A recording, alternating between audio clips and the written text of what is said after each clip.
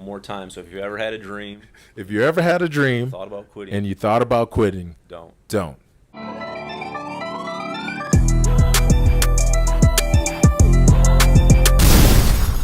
Coach Finch, welcome to the FITTEAM show. Excited to have you today. For those that don't know, Alfred Fincher. Tell some people, a little bit about yourself. Kick off. Yeah, like you said, my name's Alfred Fincher. I'm from Norwood, Massachusetts. Went to the University of Connecticut, and then from there I was able to go on and play professional football. Awesome. So let's get started. We'll kind of go through over a little bit of your life. Let's start at your childhood. When did you start playing football, or what other hobbies do you have even before football as a child? Right. For me, I started playing football when I was about 9 years old.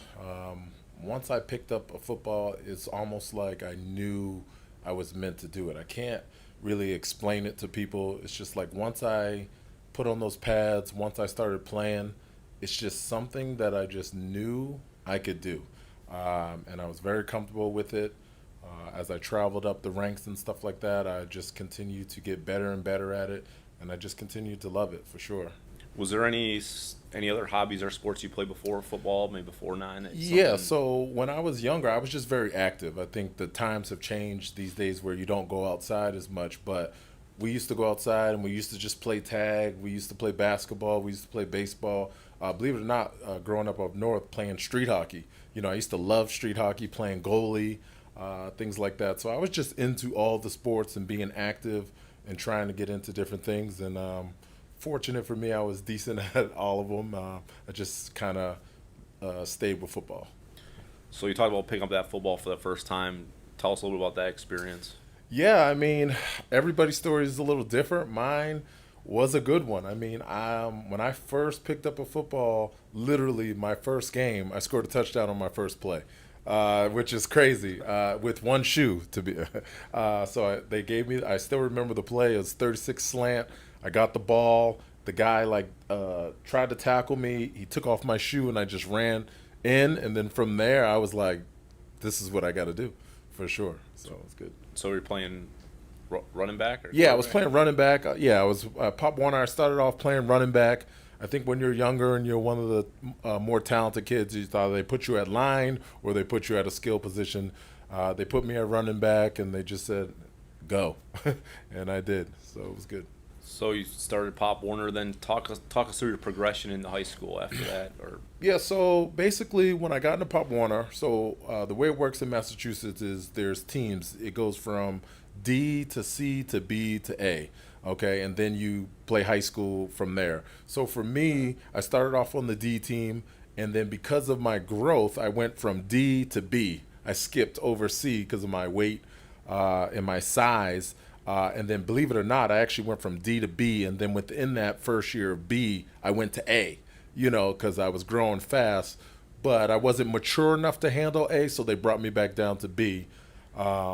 So I ended up, my career with Pop Warner was D, B, B, A, which ended up being good. But for me, the progression was natural. I mean, I always felt like I could perform at a high level, and then whatever the coaches asked me to do, that's what I was able to do. So we went from D team being a standout to moving up to B. We were on some good teams with Pop Warner where you can get to travel down here to Florida and make the national team and stuff like that. So our teams were good. From Pop Warner, I went to high school. I started my freshman year. I probably only played 4 games my freshman year before they moved me up to JV. And then what position did you play in?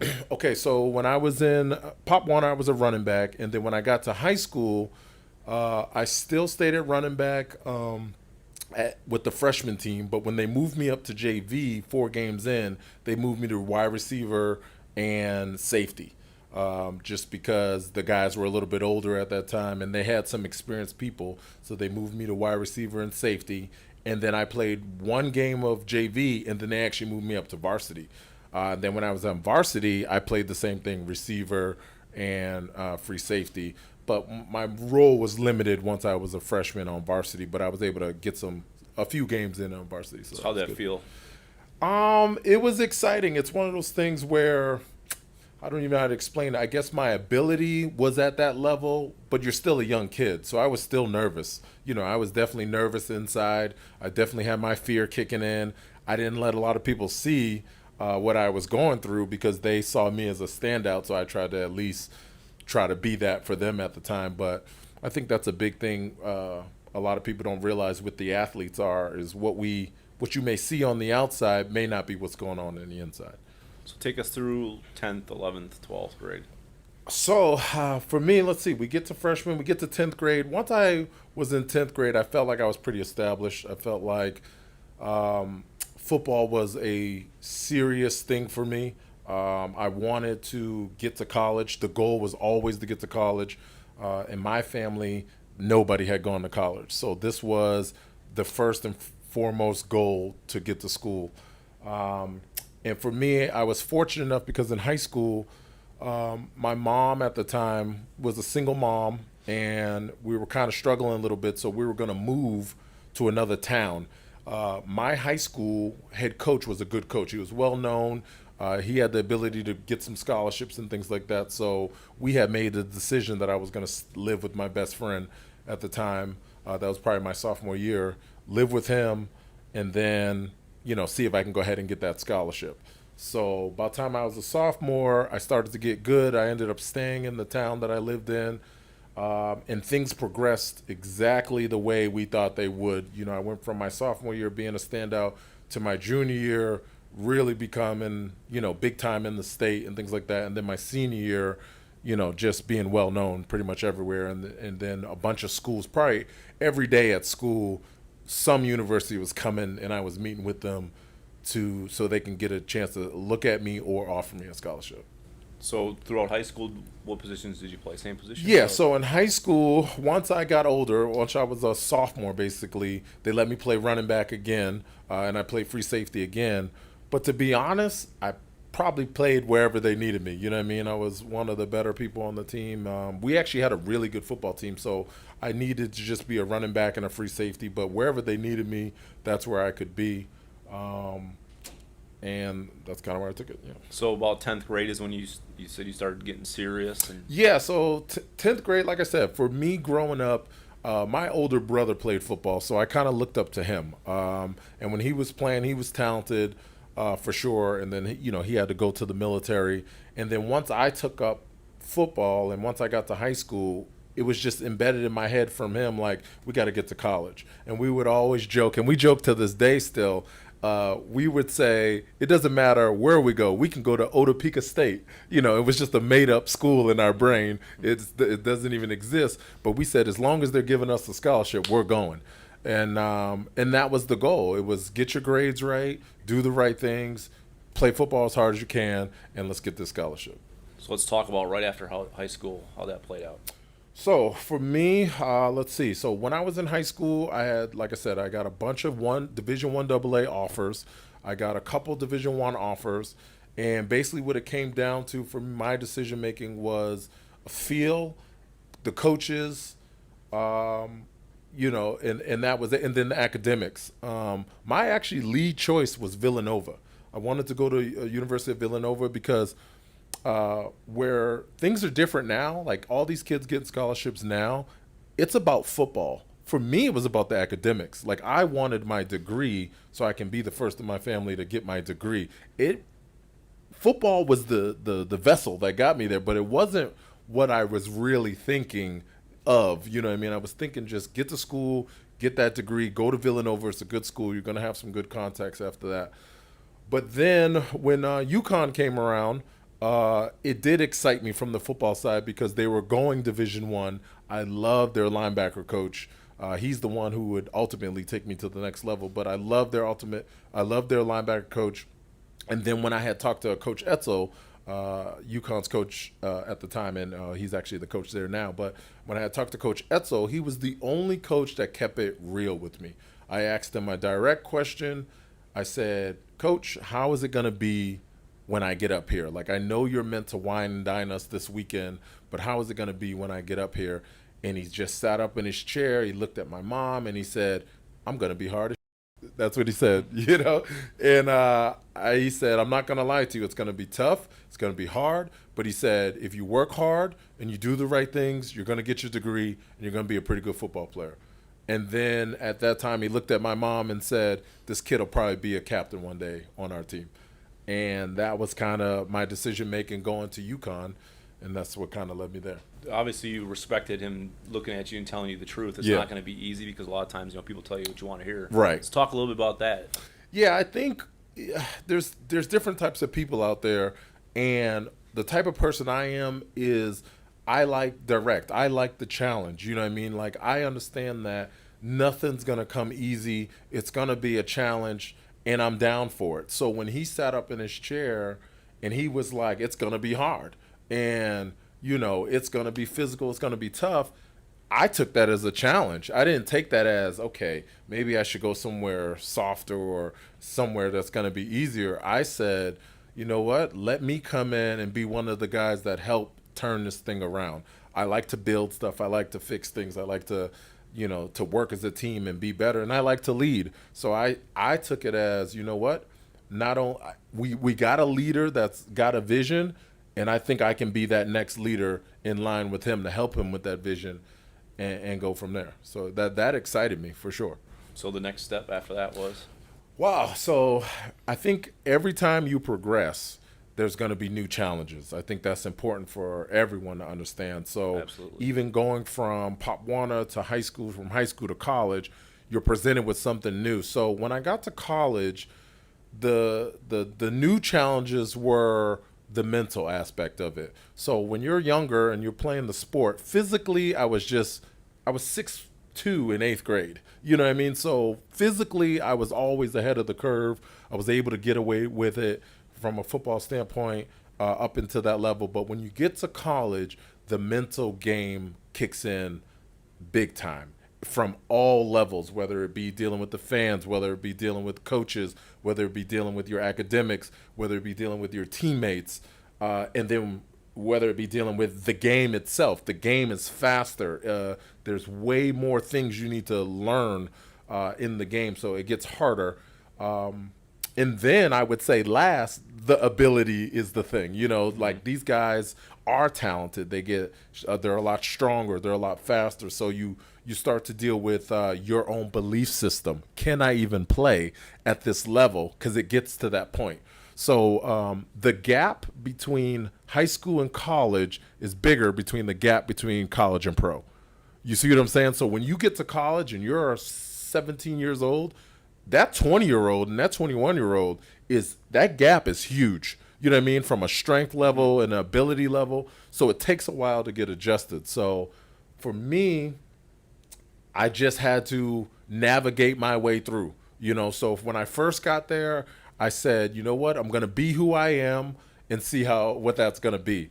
And fortunately and unfortunately, it didn't go the way I wanted. When I first got to UConn, I was just a leader by nature, and I was a loudmouth, and I wanted to lead, and that didn't go well with the upperclassmen. I mean, these guys got on me. They didn't like me. They thought I was a coach's pet, all these different things.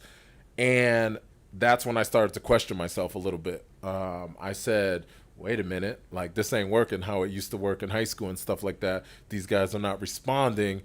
I don't know how to be effective being a young guy, but trying to lead. So I actually did get down on myself for a little bit. And it wasn't till one day when I was in class, believe it or not, it's a crazy story, but I was in class and I was sitting in the classroom, and UConn has big lecture halls, probably like 300 people in them. And I was sitting in the lecture hall, and it just happened to be that everybody had the newspaper that day. And I'm going, that's odd that everybody has the newspaper. So I'm like looking around like, wow, what is everybody looking at? And all you can see on the newspaper at the top, all I could see is it said wanted at the top. So I was like, oh, shoot, like we got something major going on campus. Like they're looking for somebody or something like that. So like I had got closer to somebody, and I looked at the paper, and the paper had a big picture of me, and it said wanted. And then I saw the picture of me. So then I got nervous right away. I'm like, this is crazy. What is going on? I'm like, I know I didn't do anything this weekend. So then I was able to see the whole picture, and it said, wanted, leader found. And when I saw that paper, it hit me. It said, listen, even though I was barking at these guys, yelling at these guys, and then they doubted me over and over, somebody from the paper, somebody on the outside, because I think what happened was we had a game that week, and in that game we were getting blown out, and I kind of blew up on the sideline. And I was like, is anybody going to try? Like, what are we doing? And they didn't like that from me, but somebody, obviously somebody who wrote the article, saw that, and they saw something different. And when they saw that different, it made me see things different, saying, I'm thinking maybe I'm doing something wrong because they're making me feel like I'm doing something wrong. But somebody else saw the same thing and said, this is what they need. This guy has a chance. This guy is special. And he was able to post it in the paper and say, hey, wanted, leader found. This is what UConn's been looking for. So I had to realize that when I went in, I was the new culture. I was changing a culture. I was helping change a culture, and that old culture was fighting against me. And I just had to stay true to myself. And that's what I did. I stayed true to myself, true to what I was. And when I saw that article, it just made me even push even harder. And every day from there, I pushed and pushed and pushed until I got over that hurdle when they, eventually started to respect me. There's some great lessons in everything you just mentioned. Obviously, when you're leading and you're so strong in your conviction, a lot of people are going to doubt you. Yes. So yeah, I mean, listen, being a leader is difficult. It's funny because a lot of people have a lot to say, but then they don't want to be the leader, right? Mm-hmm. They don't want to be the one to stand out. It takes a lot of courage, a lot of discipline, a lot of belief in yourself to be like, hey, here's what we're going to do. And you guys got to rock with me because I believe in it. And eventually you guys are going to believe in it. And then even when they're doubting you, you got to stay with it. And those are the challenges. And being a leader, you got to be creative. There's a lot of people you could be dealing with. And you got to be creative in the way you lead. And that's what I did. I took on that challenge. Since I've been out of college, I would go back to UConn and talk to the captains that they have now, and they would always ask me like, how were you so effective? You know what I mean? So a lot of people don't know at UConn, I'm revered as one of the top captains that they've had. And they always ask me like, why were you able to be so effective? And honestly, I just say to them, I say, listen, like, yes, some of it is in me naturally, for sure. Like, I just have this natural ability to lead and want to do it. But a lot of it was thought out and calculated. I didn't just sit there and wake up and just lead. Like, I would sit in my dorm room. I would think about the type of people that were on the team. I would think about the groups I can affect faster than the other groups. So I would go, okay, I'm the leader. Who else can lead with me? That's what I would say to myself. There's probably a handful of guys on the team that could lead with me that just don't like to be as vocal, don't like to be the lead guy, but are good next tier guys. So what I would do is I would go to them and I'd relay my message to them, right? Because I know they're going to relay their message to the rest of the group. So these are the different types of things I would think about and the strategies that I would come up with to try to be successful. And then honestly, it can't, and then you have moments as a leader, like things teach you.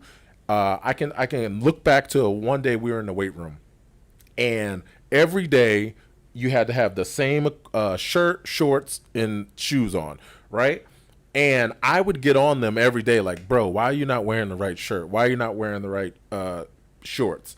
One day I came to the weight room and my shoe was untied, and one of the players said, "Hey, Finch, your shoe's untied.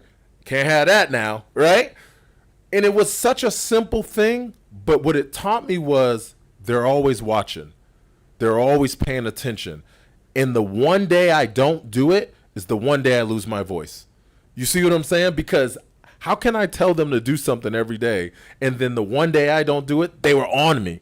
You know what I mean? So I said to myself, from here on, I got to be consistent. I got to be consistent. And that's what I was. So I said, if I can show them consistency, you know what I mean, then my voice would last longer in their minds. For sure. And those are the types of things I did. And it's challenging. Listen, I would sit there in my dorm room and just be like, I don't even know how we're going to get through this. I don't know how we're going to be effective.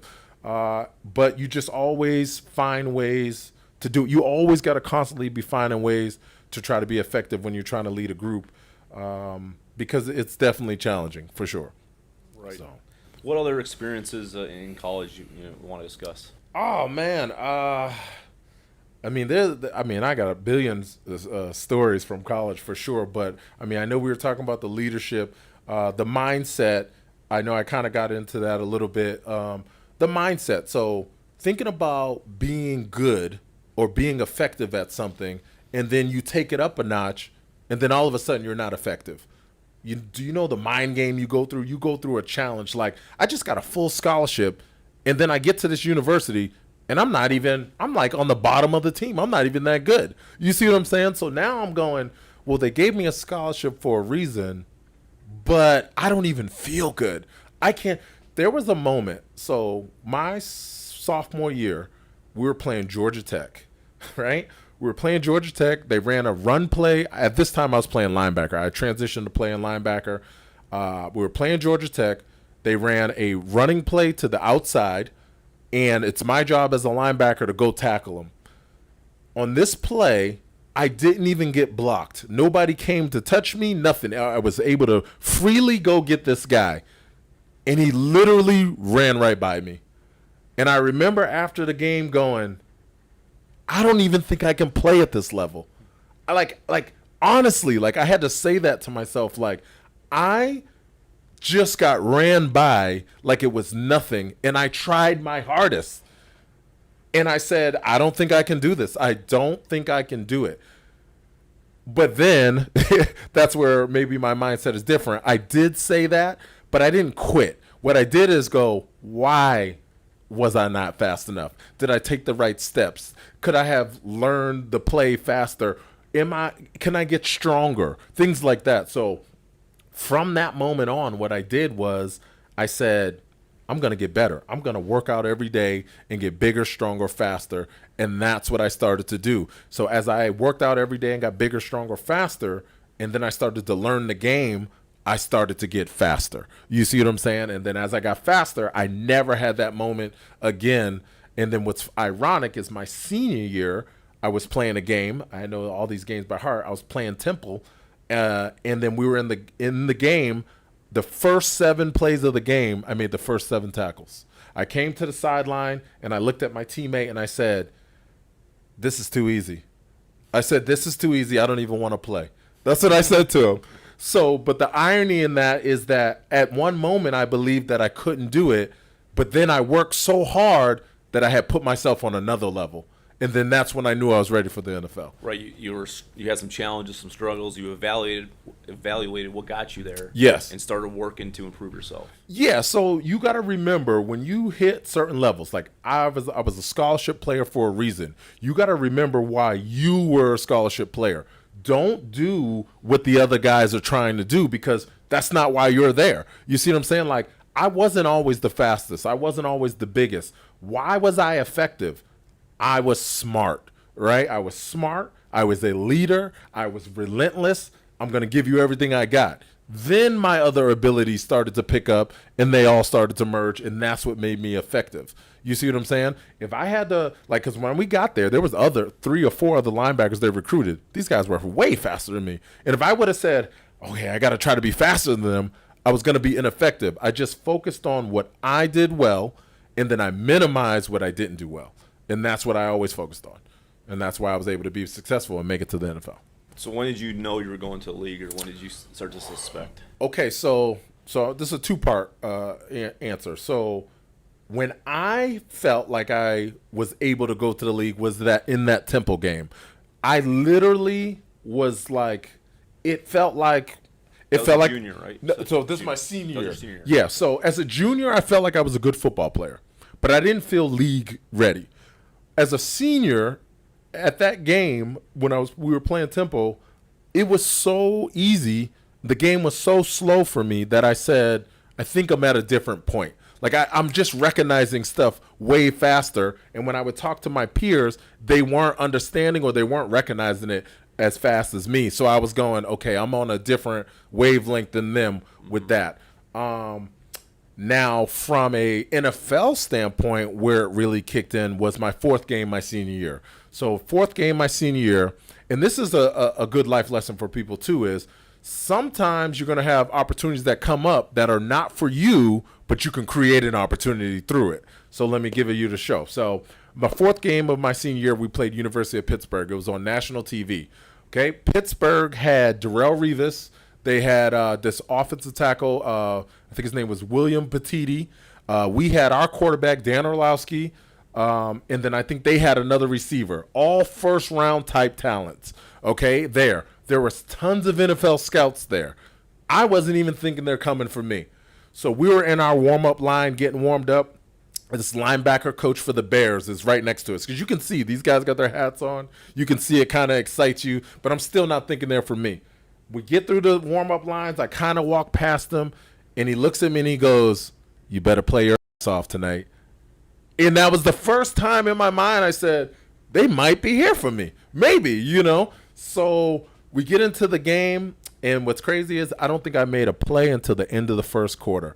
But from the end of the first quarter to the rest of the game, I ended up having like 17 tackles. And I ended up like shining better than anyone else. And then right after that game, it was madness. I had agents calling my dorm room. I don't even know how you get the number. I had agents calling my dorm room, scouts eventually hitting you up. I don't even know if that's legal, but scouts actually hitting you up and stuff like that. My coaches started saying, hey, listen, scouts are coming in looking at you. You got to be on your game and stuff like that. And then that's when it clicked, like, this is a real possibility, and we got to just keep grinding and keep getting better. And then that's what it was for me. So I took that game and I propelled myself each game after that to just continue to get better, and that's what helped me get there, for sure. So talk about, going to the league. Okay, so I know, right? So now so it was literally your fourth game your senior year of college, and you thought, I can do this. Yes. So and that's another good part. So I'm glad you said it like that because, when I'm speaking to people sometimes I always say, like, you're going to work and you never know when it's going to kick in. Mm-hmm. So I didn't say my second year, I knew I was a baller, right? It took me 4 years of college in 4 games for it to click in where I felt like I can go to the NFL. And it took that long, and it took that long of me working every single day. And I had no idea. I'm telling you, literally 4 years, 4 game, it finally kicked in. And then even when it kicked in, I still was like, I'm unsure. You know what I mean? So for me, once I hit that 4th game to the transition to the league, it was like a whirlwind. It was exciting. It was fast. Everything you ever dream of was happening. Like literally, like you see yourself as a good player, but you don't realize it because you're in it. So like I knew I was being effective. I knew I was good. I just didn't know how good I was. And then you start seeing I'm top 5 in the nation leading tackles. I'm on the Buckus Award list. You know what I'm saying? And it's like, wait a minute, I'm getting good. And then your first team all Big East and things like that. And then you start getting you get the invitation to the combine. I mean, as a football player, these are the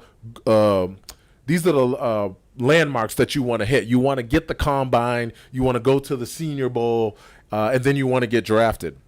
So for me, once the season ended, I got that invitation to the combine, which told me I'm legit, right? I'm top 225 in the country, and I feel like I'm pretty legit.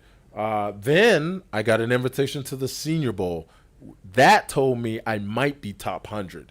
You see what I'm saying? And I'm going, okay, that's pretty cool. And then on draft day was a confirmation. I ended up being top 82. I got drafted 82nd round. I was 82nd pick, the 3rd round. I was excited to be there. And then, as exciting as it is, it's a new challenge. And guess what? I'm at the bottom again. And you go from there.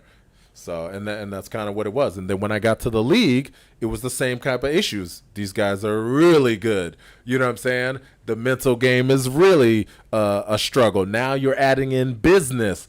You're getting paid to do this job. The stress levels are unreal. I think that's one aspect that people don't see in professional sports is, especially in football, your job is on the line every day. Other sports are maybe a little different, but in football, your job's on the line every day. Every Monday, we come in and they do transactions. And when they do transactions, the head coach will come in and say, "Good morning, how you doing? We released Alfred Fincher today, and we picked up Chris Hummel."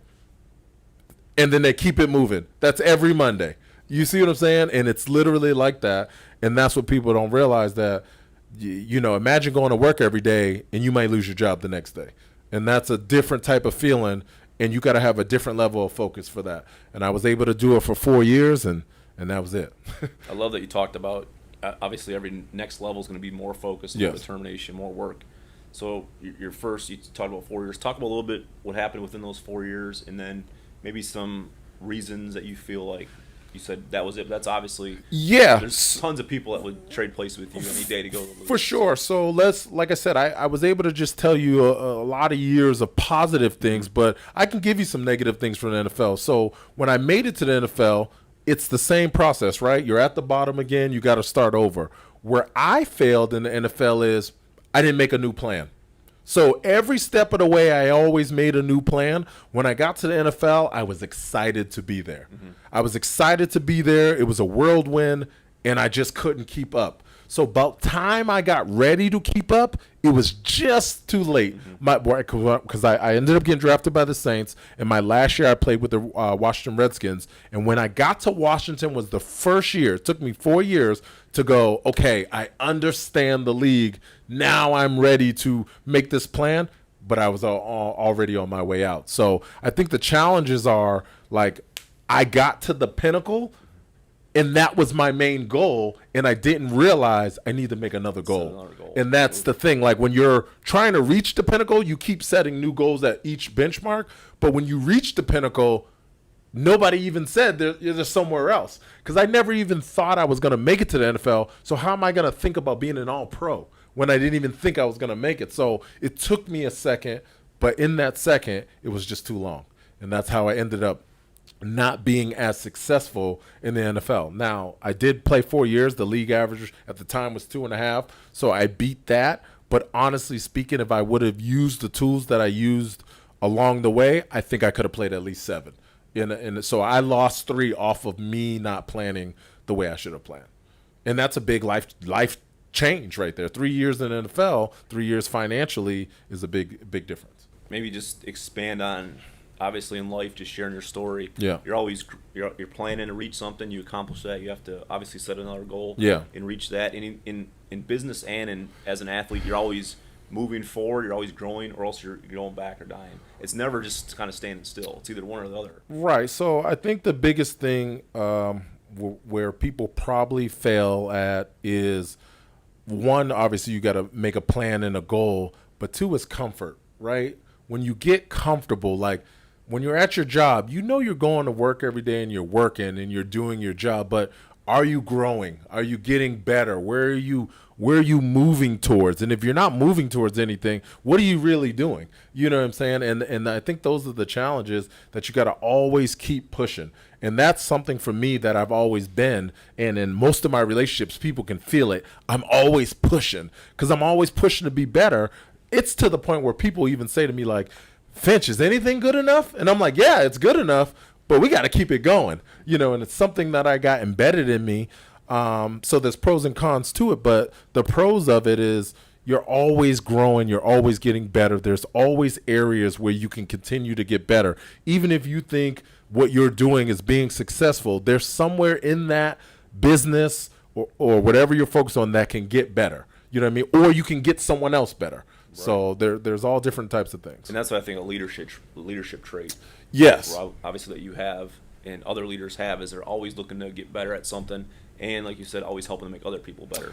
Yeah, and that's key. So being a leader is obviously, one, you want to lead your team to do the best, But I think a really good leader can really attack the individuals and get them better no matter what their situation is. Now, like as a leader, you might have the vision, you know how you work and how you can be effective. But when you can really bring other people along, now I believe you've got something special as a leader when you can do that. Absolutely. Let's talk about just some of your, obviously anyone that's successful is always a team around them, people behind the scenes, maybe some people that are out front with you. But through childhood, high school, college, and the league, talk about some people that were influential in Okay, so life. for sure, this is, it's funny because me and my brother, we sit and we talk about my story a little bit. My brother always says that he's proud of me because he always says I actually did it by myself. Which, when I hear him say it, I can understand where he's coming from because what makes my situation unique is I didn't have the traditional support system like a lot of people have. And I'll give you a story about support system in a second. But I didn't have the traditional support system. Like this vision of me making it to the league was mine only. You know what I mean? And I don't think anybody saw it coming. Like, yeah, I was talented at football in high school, but even if you ask my high school teammates, do you think Alfred was going to make it? They'll say no. You know what I mean? So, he says that. But when I look back, and me being a parent now and me being in these roles now, there were a lot of people. I mean, it could be as simple as the lunch lady that gave me extra lunch every day because I was a little hungry. You know what I'm saying? It sounds crazy, but that was it. It could be the people who helped me pay for my cleats of Pop Warner when I didn't have any. You know what I'm saying? They helped me do that. It could be the people when I got to junior high helping me take my class trips and things like that. Like people along the way.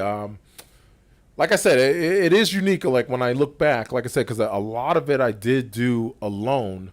So for me, one thing I would say is what's important when you are trying to make it is a support system. So you got to have a special mindset to do it by yourself.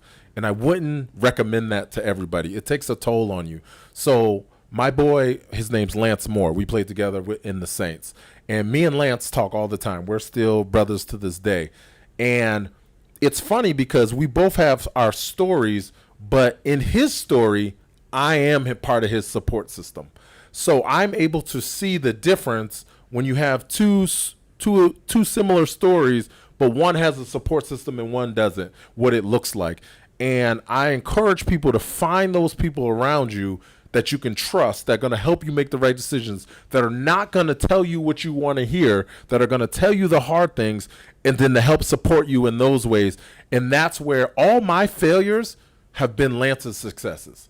And I'm okay with that. Like, I'm not mad at him for that. I'm actually happy that I'm able to give him those things because he was able to see me do it, see me fail at it, and now he was able to be successful on his own right with that support. So I think when you're trying to do any kind of journey that you're going to be on, a support system is key because you're going to need it. You can't be He-Man or He-Woman. I don't even know what you say these days. She-Woman to this day. But you need a support system to be successful, and I would encourage people to have that. So there's a lot of people that are maybe just getting started, that they want to obviously get to the level that you made it to. They probably people even look up to you for what you've accomplished. What advice do you have for them, or how does that make you feel? It's a two-part question. Yeah, okay, so some advice I would have for them is, honestly, whatever you want to do, you got to put yourself all the way in it.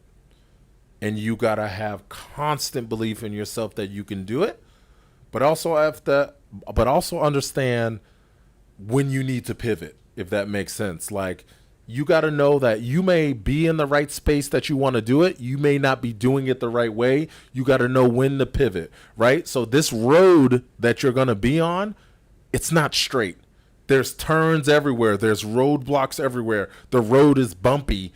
You got to figure out how to navigate through it,